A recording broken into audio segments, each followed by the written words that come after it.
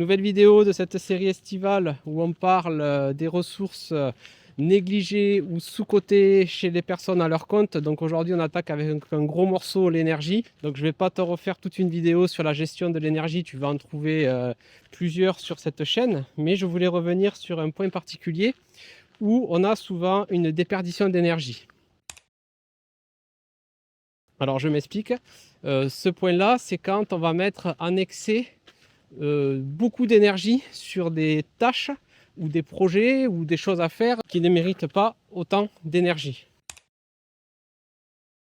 Pour te clarifier ça, je vais reprendre un exemple historique. Alors, il y a récemment, j'étais au château de Foix en Ariège et voilà, un guide me parlait de la bataille de Lonac. Donc là, on avait deux forces en présence. Donc, une misait plutôt voilà, sur la supériorité numérique, la chevalerie, voilà, la stratégie lourde et avait plus de ressources. Et à l'inverse, l'autre armée avait moins de ressources du coup. Et on a un autre exemple que tu connais peut-être, hein, c'est la bataille d'Azincourt, qui est plus connue, voilà, avec les Anglais et les Français d'un côté. Donc d'un côté, on a eu nos beaux chevaliers français surarmés avec de la chevalerie, voilà, qui se sont fait un peu, on va dire, laminer par les Anglais, qui avaient moins de ressources, qui étaient moins armés, mais grâce à l'archerie, à la mobilité et au terrain, du coup, il y a eu voilà, une victoire pour les Anglais. Et ce truc-là, je le retrouve souvent dans la gestion de l'énergie chez les personnes à leur compte. Donc on a vraiment ce truc souvent où on peut vite tomber quand on est à son compte, seul ou avec une petite équipe, où on va vouloir faire de la chevalerie sur un truc qui au final mériterait plutôt l'état d'esprit minimaliste, là, comme tu as vu des Anglais. Ça peut se caractériser, bon, toujours pareil, hein, il y a plusieurs pans dans une activité, comme tu le sais, ça peut être de l'administratif, ça peut être la livraison, voilà, délivrer au client, ça peut être le commercial, ça peut être ta stratégie aussi, prendre du recul sur ton activité, ça peut être la gestion des urgences.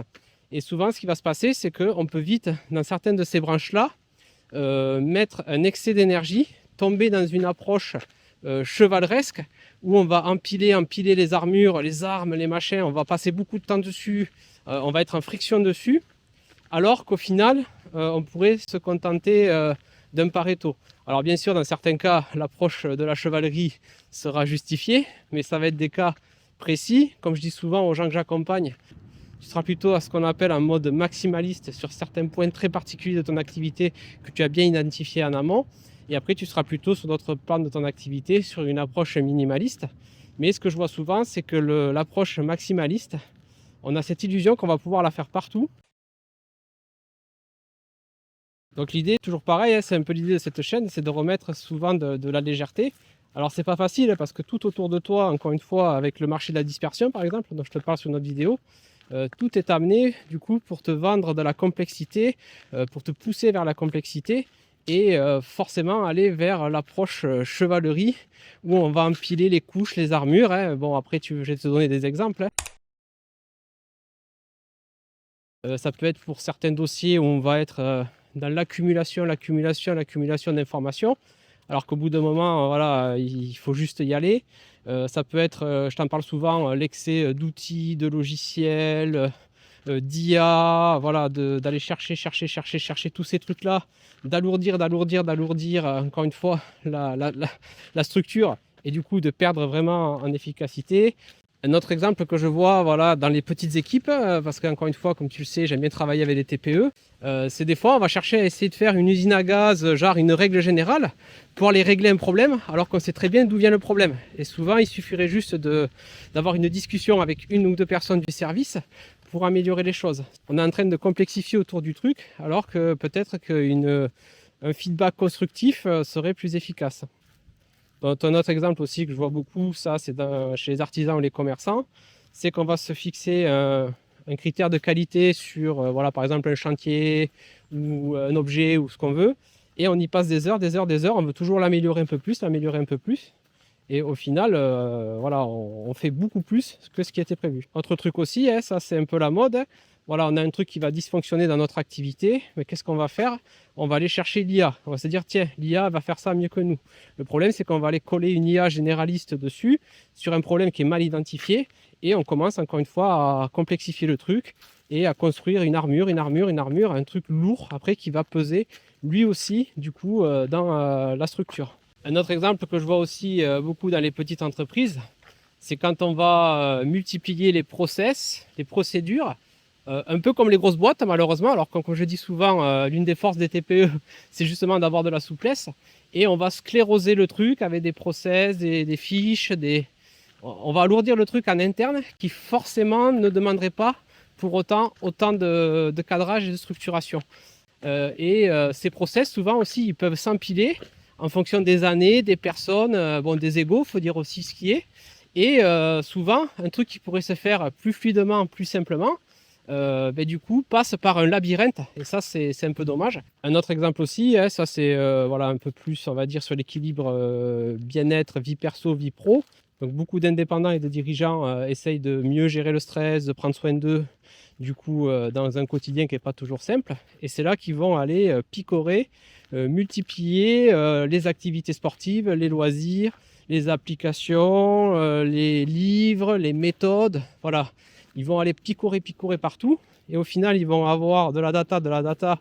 Et souvent se construire aussi, ce que je vois, des routines de spartiates, alors que quelques routines simples, bien identifiées, permettent vraiment de décompresser après le boulot.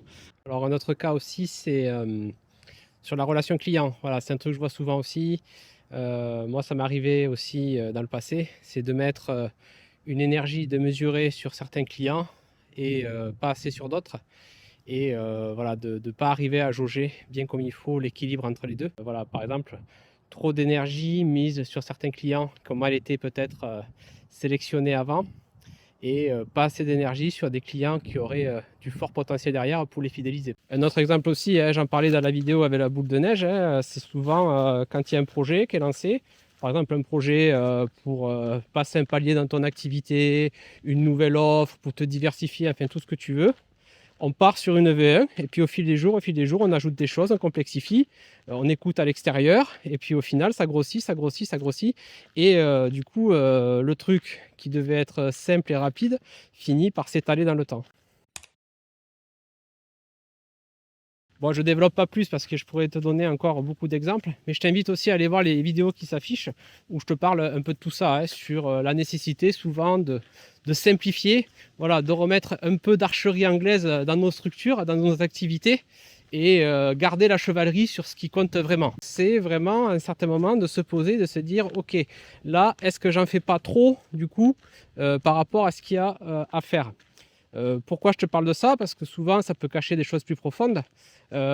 Typiquement, je vois beaucoup ça dans le commercial, par exemple, où les gens vont réfléchir à des stratégies et mettre en place des usines à gaz avec des outils, des process, voilà, des trucs sans fait, alors que des fois, suffit plus juste de prendre le téléphone. Souvent, la complexité va être une forme d'échappatoire vers un truc un peu engageant. Et du coup, la personne va commencer à faire un peu comme le chevalier français, à se préparer en empilant les armures, hein, pour te donner encore une fois l'image, alors qu'il suffit juste de tirer la bonne flèche. Et pendant ce temps, peut-être que le concurrent, lui, il est allé plus vite, même si c'était moins parfait, mais au moins c'est fait. Dernière précaution quand même par rapport à tout ça, c'est que souvent quand j'en parle aux personnes autour de moi ou que j'accompagne, c'est toujours ce truc de dire ah ouais, faut faire de l'archerie partout, faut faire de la chevalerie partout. Alors c'est pas dit comme ça, mais c'est un peu ce que le cerveau essaye de faire. Il aime bien le on-off, le cerveau, comme tu le sais. Je te parle souvent de l'interrupteur. Tu sais, l'interrupteur, il s'allume, il s'éteint.